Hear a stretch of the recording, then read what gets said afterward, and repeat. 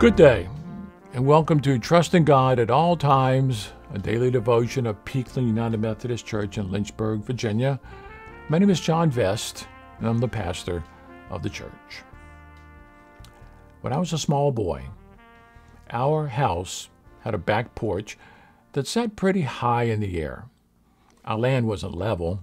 The house had been built into the side of a mound, so if you sat out on the back porch, it was like stepping onto a second-floor terrace, only it wasn't a terrace. It was just a porch with a long set of stairs that led down to the basement door outside. My dad and I would sit together at the top of those stairs. I think it was one of his favorite places. He didn't say, "Come on, let's go sit on the steps." He'd just be there, resting, watching, being. He always welcomed some company from one of his sons, though.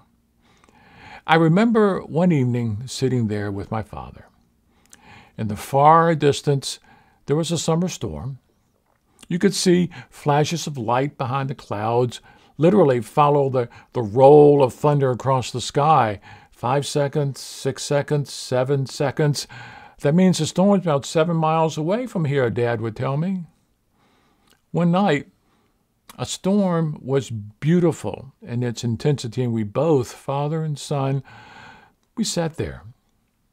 It was the most natural feeling of love and acceptance I've ever known. For my place by that man made me feel like a man. And I realize now what it actually did was make me feel like the man I wanted to be.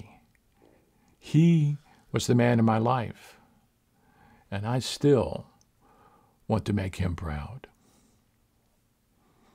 That night, Dad pointed his finger, that thick finger on his right hand with a big bursitis bump on it that wouldn't allow him to hold it entirely straight.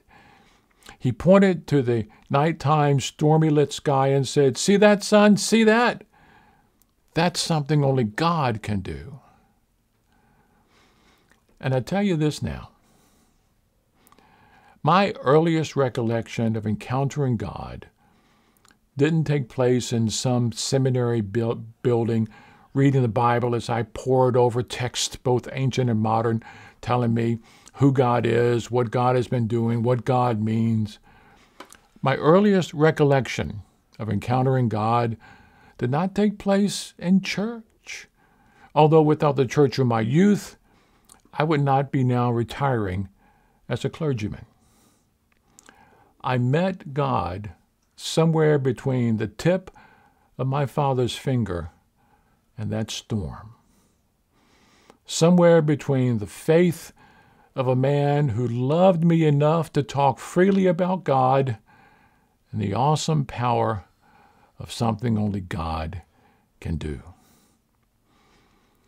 Now that I'm retiring from full-time active service, I've come to realize that what I have been doing for the past 46 years is nothing more or less than what my father did that night. I point a crooked finger to an empty tomb, and I say, "See that? Do you see that, child of God? That is something only God can do." Thanks be to God for many things. Thanks be to God. Amen.